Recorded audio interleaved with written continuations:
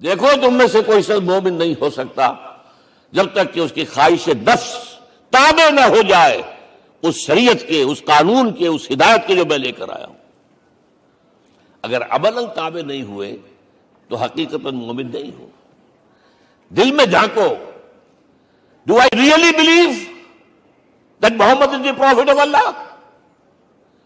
Do I really believe that Quran is the word of God? کبھی جھانکیے گا اندر، جواب ملے گا صحیح آپ کو۔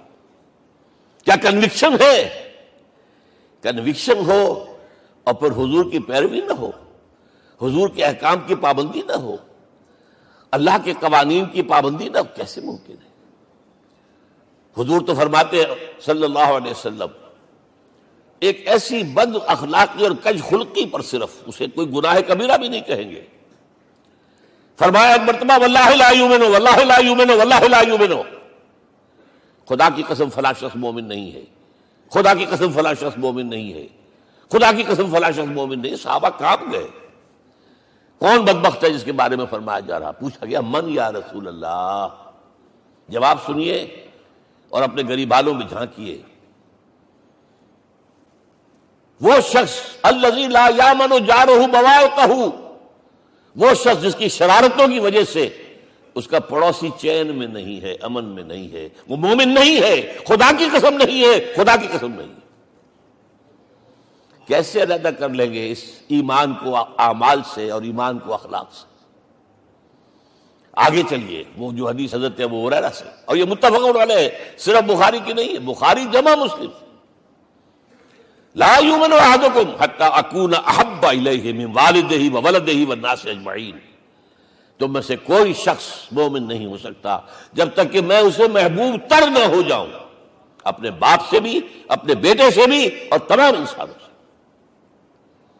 جھانک لیجئے دل میں، صورتحال یہ ہے یا نہیں ہے؟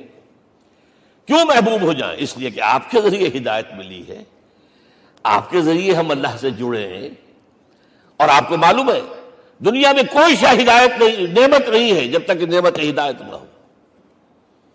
اگر صحت اچھی ہے، ہدایت نہیں ہے، تو بدماشیاں کریں گے، کیا کریں گے؟ آپ کو معلوم ہے صحت اچھی جو ہے کہ جا کے کھپے گی اگر ہدایت نہیں ہے۔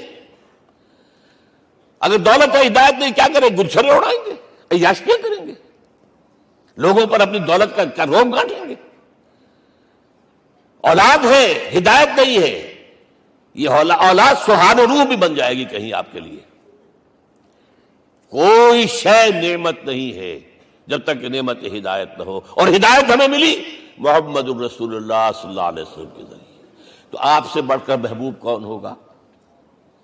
اس کے ضمن میں ایک بڑا پیارا واقعہ آتا ہے۔ حضرت عمر سے پوچھتے ہیں حضور ایک مرتبہ، عمر تمہیں مجھ سے کتنی محبت ہے؟ اندازہ کیجئے اس قدر اپنائیت کسی سے ہوتی ہے تب یہ سوال ہوتا ہے، عمر تمہیں مجھ سے کتنی محبت ہے؟ عرض کیا حضور مجھے آپ دنیا کے ہر انسان سے زیادہ محبوب ہیں۔ فرمایا اور اپنی جان سے؟ ذرا سا توقف کیا، دل میں جھانکا، ہاں حضور اب میں یہ بھی کہتا ہوں کہ میری جان سے بھی زیادہ عزیز ہے مجھے۔ آپ نے فرمایا الان عمر اب پہنچے ہو جو مقام ہے، اب درکار ہے، جو مطلوب ہے۔ تو محبت اس درجے کی، اطاعت اس درجے کی اگر نہیں ہے تو ایمان نہیں ہے۔ ہاں قانونی ایمان ہے، اب مسلمان ہے، اللہ کا شکر ہے، بہت بڑا فضل ہے۔ اب اگلے بات پر آئیے، الضروح، ان کی توقیر، ان کی تعظیم کرے۔ یہ تعظیم کس درجے میں؟ اب وقت بہت کم ہے، میں صرف آپ کو سورہ حجرات سے مثال دے رہا ہوں۔ فرمایا گیا یا ایھا الذین آمنوا لا ترفعوا اصواتکم فوق صوت النبی ولا تجہروا لہ بالقول کجہر بعضکم لبعض ان تحبط اعمالکم وانتم لا تشعرون۔ اے ایمان والو، کبھی اپنی آواز کو حضور کی آواز سے بلند تر نہ کر دینا، کبھی جس طرح بلند آواز سے ایک دوسرے سے بات کرتے ہو ایسے نہ کر بیٹھنا، مبادا تمہارے سارے اعمال حق ہو جائیں اور تمہیں پتہ بھی نہ چلے۔ تم تو کہو گے میں نے کوئی گناہ کبیرہ تو نہیں کیا، میں نے کوئی ڈاکہ نہیں ڈالا، چوری نہیں کی، کوئی زنا نہیں کیا، کوئی شراب نہیں پی، لیکن یہ سوء ادب، لا ترفعوا اصواتکم فوق صوت النبی ولا تجهروا له بالقول كجهر بعضكم لبعض ان تحبط اعمالكم وانتم لا تشعرون۔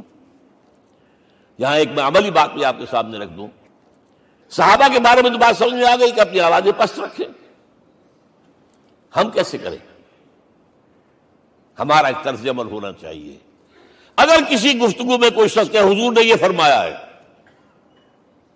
کبھی یہ نہ کہے میں نہیں مانتا، ہاں توقف کر لیں، بھائی میں تحقیق کروں گا کہ واقعی یہ حدیث صحیح ہے یا نہیں ہے، ٹھیک، ضروری نہیں کہ جو کہہ دیں مان لیں آپ۔ محدثین نے کتنی محنتیں کر کر کے چھانٹی کی ہے، لہذا یہ، لیکن فوراً اگر آپ نے کہا نہیں میں نہیں مانتا، یہ عقل کے خلاف ہے، یہ فلاں ہے، یہ وہ ہے، یہ ہے کہ جو آپ سوء ادب کے مرتکب ہو رہے ہیں نبی اکرم صلی اللہ علیہ وسلم کی بارگاہ میں۔ ہاں توقف کریں، غور کریں، تحقیق کریں، معلوم ہو کہ یہ حدیث پختہ نہیں ہے، مستند نہیں ہے، پھر دوسری بات ہے۔ اور یہ جان لیجئے ہمارا جو معاشرہ ہے اس کا ایک قانونی جو ہے احاطہ ہے، یہ بھی سورہ حجرات کی پہلی آیت ہے، یا ایھا الذین آمنوا لا تقدموا بین یدی اللہ ورسولہ، اللہ اور اس کے رسول کے احکام کا دائرہ ہے، اس کے اندر اندر رہو، باہر نہیں نکل سکتے۔ لیکن اس دائرے کے اندر ایک مرکزی شخصیت جس کی دل آویزی، جس کا حسن سلوک، جس کا حسن کردار، جس کا حسن اخلاق مرکز بن جائے، تمام لوگوں کی جذباتی محبت کا مرکز بن جائے، اگر یہ نہیں ہوگا تو معاشرہ مضبوط نہیں ہوگا۔ محض قانون اور دستور پر معاشرہ مضبوط نہیں ہوتا۔ کسی شخصیت، اب آپ کو معلوم ہے آخر ہندوستان کے معاشرے میں گاندھی کا ایک مقام ہے کہ نہیں ہے؟ آخر یہ سارا معاملہ چل رہا ہے اسی کے گرد کے نہیں؟ ماؤ زے تنگ کے معاملہ ہے ہی کہ نہیں ہے؟ یہ سارا معاملہ دنیا میں عام لوگ کہہ دیتے، ریشنلسٹ لوگ، کہ ان چیزوں کی کیا ضرورت ہے، بھائی قانون دیکھنا چاہیے، دستور دیکھنا چاہیے، حکم دیکھنا نہیں، بھائی جذباتی وابستگی، کہ ایک ہستی تو ایسی ہو کہ جس کے کچھ کہنے پر فوراً زبانیں بند ہو جائیں۔ اور اس کا نقشہ میں سعودی عرب میں دیکھتا ہوں، اگر وہاں کے دو بدو لڑ رہے ہوں سخت اور ایک دوسرے کو کھانے کو دوڑ رہے ہوں، کوئی شخص کہتے صلی علی النبی، فوراً خاموش، معلوم ہوتا ہے آگ کے اوپر کسی نے پانی ڈال دیا، خاموش، صلی علی النبی، صرف یہ کہنے سے۔ یہ جذباتی وابستگی اگر محمد سے نہیں ہے صلی اللہ علیہ وسلم تو آپ کا معاشرہ کبھی مضبوط نہیں ہوگا۔ یہ مرکزی شخصیت، یہ مرکز ہے، اسی لیے ان کے احترام کا یہ درجہ ہے، کیونکہ اس سے کیا ہوگا، تمہارا شیرازہ بکھر جائے گا۔ اگر ان کے ساتھ جذباتی محبت نہیں ہوگی تمہارا شیرازہ بکھر جائے گا۔